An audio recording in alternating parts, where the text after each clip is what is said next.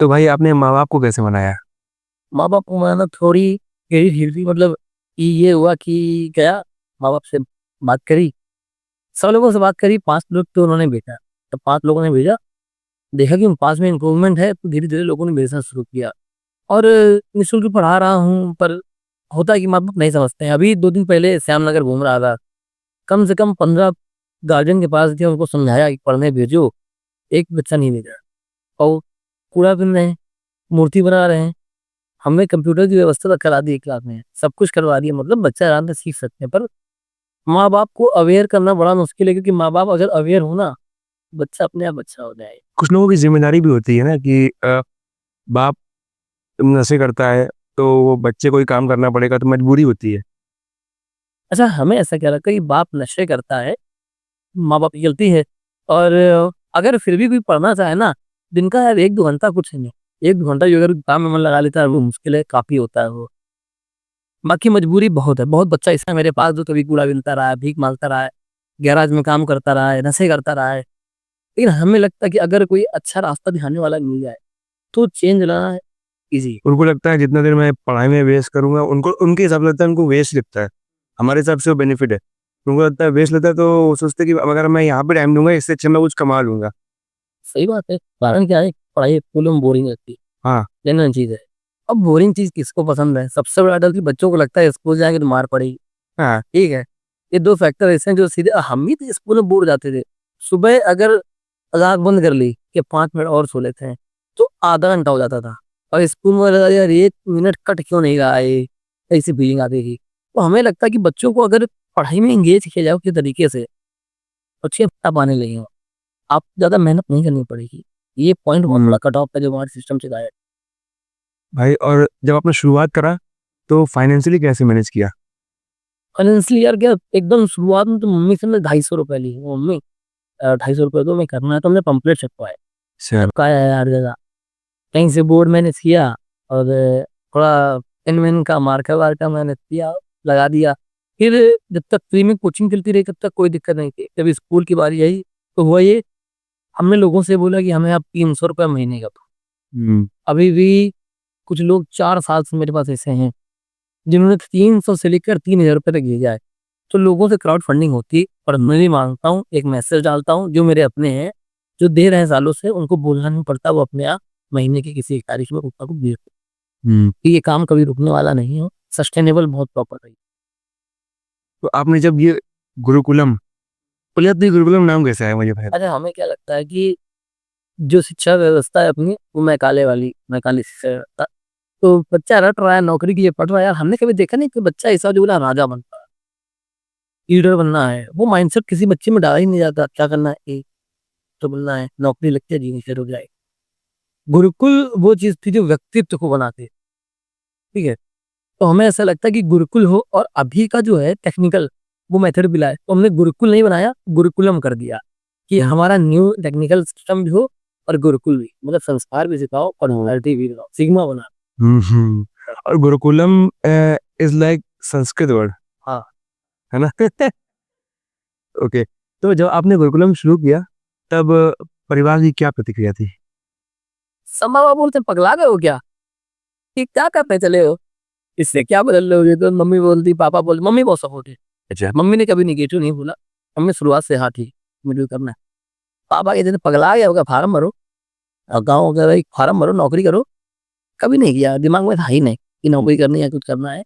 सब अपोज़ थे, लेकिन जब एक देखा कि आउटकम हमने ला कर दिया है सामने, तो अब बहुत खुश है। खुद बोलते थे कि हमें बात करने की। हुँ। तो आज के आपको क्या लगता है कि आज के युग में या आज के टाइम पे जो बच्चों की पढ़ाई है, इसकी सबसे बड़ा दुश्मन क्या है? पढ़ाई के यार बहुत सारे दुश्मन। सबसे बड़ी चीज़ क्या है कि हमारी शिक्षा व्यवस्था को ही बहुत अपडेट करनी पड़ी। अपडेट का मतलब ये है कि हम बच्चों को सिर्फ़ किताबें रटा रहे हैं, जीवन जीना नहीं सिखा रहे हैं। हुँ। हमारे अध्यापक, हमारा जो एक पूरा एटमॉस्फेयर है, वो सब गड़बड़ है। और फिर इसके बाद सोशल मीडिया। सोशल मीडिया ने बच्चों को दिमाग खराब कर दिया है। 7 साल का बच्चा पॉर्न देखते घूम रहा है, गालियाँ दे रहा है, रात-रात तक तेरे को भीख माँगता हुआ परेशान करता है, कि हम अपनी आँखों में नोटिस करते हैं, खूब देखा है। तो सोशल मीडिया खा गया है बचपन को।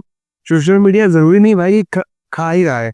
आप उसको जिस तरह से यूज करोगे वो उस तरह से काम आएगा। 7 साल का बच्चा हाँ, उसको पता नहीं, उसको गाइड करना पड़ेगा। मैं 7 साल का 21 साल का बच्चा भी नहीं जानता है। उसको पता है ना कि जब रात को 2 बजती है तो कौन-सा मोड़ खुल जाता है वो जनरल। हाँ, तो सही मतलब सही है कि सोशल मीडिया का जैसा यूज़ करोगे आप वैसा कमाएँगे। हाँ, अगर आप उसमें काम कर रहे हो, कंटेंट क्रिएशन कर रहे हो, तो वो अच्छा बेनिफिट देगी, मगर आप उसको टाइम पास के लिए यूज़ कर रहे हो, तो फिर वो अलग राह पे ले जाएगी। 100 में से 95 लोग तो कंटेंट क्रिएशन नहीं कर सकता, वो तो आपकी ऑडियंस है, हमारी ऑडियंस है, देख रहे हैं हमारे काम को। ज़्यादा देर तक उन पे प्रभाव नहीं पड़ता है, 5% ही काम करते हैं, बाकी 1% ही दिन काम करते हैं, बाकी सारे बस डाटा यूज़ कर रहे हैं। हुँ, हुँ। यही और जैसे आपने कहा कि जो है बदलाव कहाँ-कहाँ आना चाहिए? आपके हिसाब से और किस चीज़ में बदलाव आना चाहिए? जो एक्चुअल गवर्नमेंट को बदलाव करना चाहिए एजुकेशन को लेकर के? हमें ऐसा लगता है कि आप अगर बदलना चाहते हैं एजुकेशन के मामले में तो बच्चों को प्रैक्टिकली पढ़ाएँ, मोरल वैल्यूज़ पर बहुत काम करें, हुँ, एजुकेशनल इवेंट्स कराएँ, कॉम्पिटिशन्स अच्छे-अच्छे कराएँ। जो बच्चा कमज़ोर है उसको कम ना करें कि नहीं तुमको आता नहीं, तुम इसी लायक नहीं हो। अगर आप सोचो ना, बीमार आदमी को खाँसी भी है डाँटना, गलत बात नहीं। हुँ। मरीज़ को जब आता है नहीं, तो खाँस टॉप पर जाए, आपका काम है उसको खाँसी की दवा दो, जाके इलाज होगा। यही समस्या है कि बहुत सारी फील्ड में बदला जाना चाहिए। सिलेबस और हमें लगता है कि आज का ज़माना जो आज का बच्चा है वो एबलिस भाई को मानता है, भगत सिंह को नहीं। सही बात है। तो जैसे गाँव की पढ़ाइयाँ होती हैं सरकारी स्कूल की और प्राइवेट स्कूल की। सरकारी स्कूल और प्राइवेट स्कूल में इतना डिफरेंस क्यों कर देते हैं? क्योंकि जो पढ़ाई है, एजुकेशन है वो सबको सेम मिलनी चाहिए भाई। सरकारी स्कूल में सरकार 80,000, 70,000, 95,000, 1 लाख दे रही है फ्री का। ठीक है, उनको क्या भाई क्या वहाँ कुछ मुट्ठी भर टीचर पढ़ाते हैं, उनके दम पर बाकी सारे काम करेंगे नहीं, हाँ ठीक है, हम तो पढ़ाते हैं हमारे। बाकी तब पता है कि गाँव में क्या काम चल रहा है और प्राइवेट स्कूल वाले आपसे पैसा बना रहे हैं। वो आपको अपने कमरे में एसी दिखा देंगे, आप बड़बड़ा जाओगे, आप कर देगा कहोगे अरे हमारा बेटा तो एसी वाले स्कूल में आता है। बस परिस्थिति हम ही ना बनाएँगे। लेकिन फिर भी भाई कोशिश ये करनी चाहिए, अब जितना आप गवर्नमेंट ने ढीला कर रखा है, उतना जो टीचर्स हैं वो और ढील देते हैं। ठीक है, जा रहा है, चल रहा है, दिन कट रहा है, दिन कटने दो। ऐसा होता है गवर्नमेंट स्कूल में। होता ये है कि गवर्नमेंट स्कूल में देखो पहली बात है, जब आपको कोई चीज़ बिना मेहनत की मिल रही है, मज़ा आ रहा है, हम कहते हैं आप भाई घर में बैठो, हम 80,000 भेजेंगे, घर से जाना नहीं, क्या करो? हाँ भाई, देखिए ठीक है, ऑब्वियस उसको तो पॉडकास्ट बनाना है यार। हाँ। तो ये है कि बहुत 1-2 लोग जो थोड़े जागृत वो अच्छा पढ़ाते हैं, बाकी हर कोई जानता है कि इसमें रील है, हुँ। चल रहा है और कुछ सोचते नहीं है भाई, मतलब कि बच्चों के भविष्य का नहीं सोचते। अगर सोच लेते जो अभी स्कूल मर्जर हो रहे हैं, हुँ। वो ना होता, जो स्कूल बंद हो रहे हैं वो ना होते, क्योंकि स्कूल से बच्चा भाग रहा है क्यों? तो क्या धन ही नहीं है। अगर आप ध्यान देंगे तो बच्चा नहीं भागेगा। तो बहुत सारे पॉइंट है जो लेकर और जैसे एक टाइम पे आता है कि कभी-कभी ऐसा होता होगा भाई कि फंडिंग बंद हो जाती होगी, जो लोग डोनेट करते हैं वो डोनेशन बंद कर देते हो, उस टाइम आप क्या करते हो?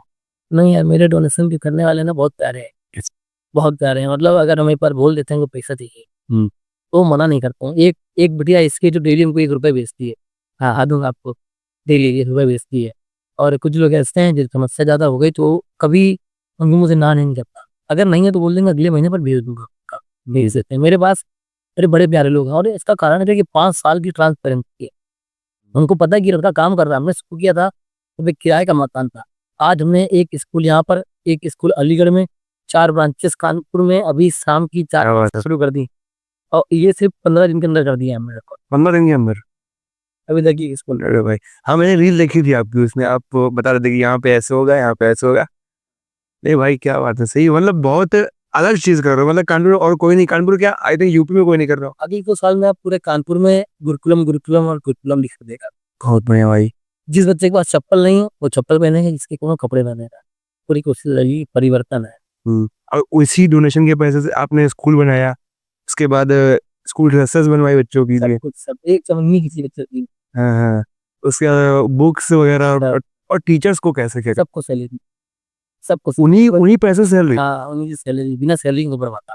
इवन मैं शाम की क्लासेस लगवाई, वहाँ पर भी सैलरी, क्योंकि सैलरी होती है तो मेरा प्रेशर होता है, भाई काम करो। हाँ भाई। नहीं होगा तो अरे आज आए कल लेंगे, अम्मा तेरा पढ़ाया फिर से अच्छा रहेगा, अरे और हम ये तो प्रॉपर काम करिए, हुँ, फॉर्मेलिटी नहीं। सही है। अब बच्चों को मैनेज कैसे करते हो? क्योंकि उनका माइंडसेट तो वैसा है ना भाई, अभी काम करने वाला या खेलने-कूदने वाला। साल हो गए, तो बच्चे बहुत है। स्टार्टिंग में कैसे मैनेज किया भाई? कभी शुरुआत में थोड़ा बहुत हो जाता था, अरे सर जी आना ही वे, आज काम पर जाए का है, आज शादी में मजा है चाहे वो बड़ा हाँ, एक करता रहा, धीरे-धीरे बच्चों में बहुत अच्छी बॉन्डिंग बन गई। आज वो है कि जो बच्चा कभी कूड़ा बीनता था, आज वो क्रिकेट खेलता है। रास्ते से निकल हुए, hello sir, how are you? कहता है, हाँ, और ठीक है, फिर तो ये चल रहा है। हाँ, आपको कोई ऐसा किस्सा याद है भाई कि जिसको पहली बार आपने पढ़ाया और आज तक याद है? फिर एक जब क्लास खुली हमने, तो पहला दिन था मेरा, सबसे पहला दिन। एक बिटिया आई थी, वो 8th क्लास में, मतलब 8th क्लास की हम क्लास दे रहे थे, वो 5th क्लास के आके बैठ गई थी उसमें। अच्छा, अभी 5 साल बाद वो 10th में, मतलब 10th में थी, मेरी स्कूल की टॉपर रही, अच्छा। अभी पढ़ती।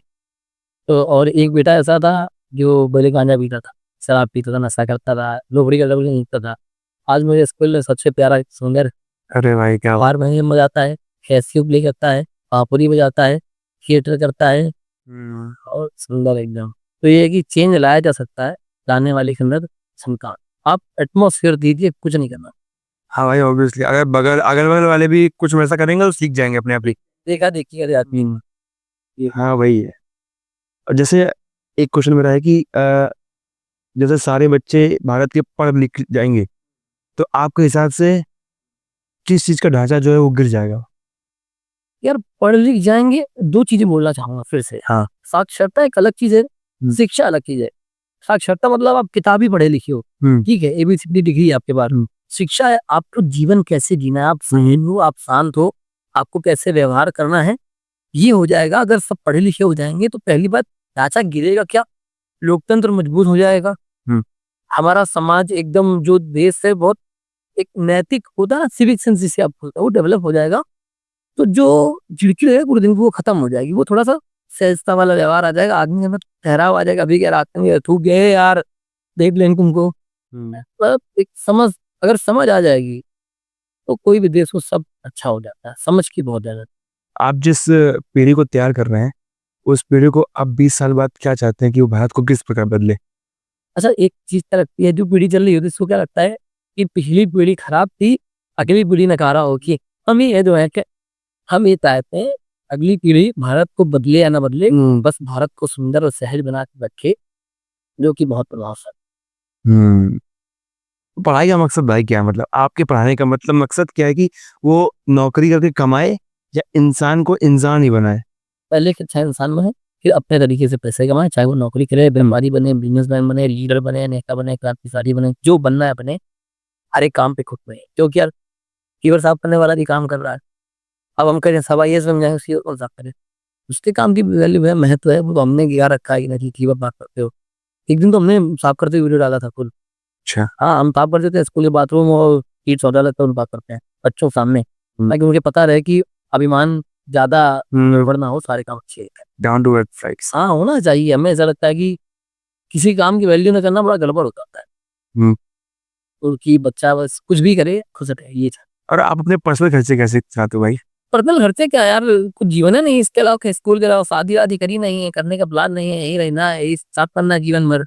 अ, रोटी-दाल मिल जाती है, इसी पे अपनी सैलरी निकाल लेता हूँ थोड़ा, जिससे अपना खा-पी के चल रहा है। आपके हिसाब से अगर कोई कानून बदलना हो, तो आप शिक्षक से कौन-सा कानून बदलोगे भाई? शिक्षा के मामले में शिक्षा के मामले में शिक्षा का मामला है। रैंकिंग का काम हटा दूँगा कि रैंक फर्स्ट, रैंक सेकंड और थर्ड, सब इक्वलिटी, और बच्चे को उसकी क्षमता के अनुसार पढ़ाया। हाँ, ये तो है भाई।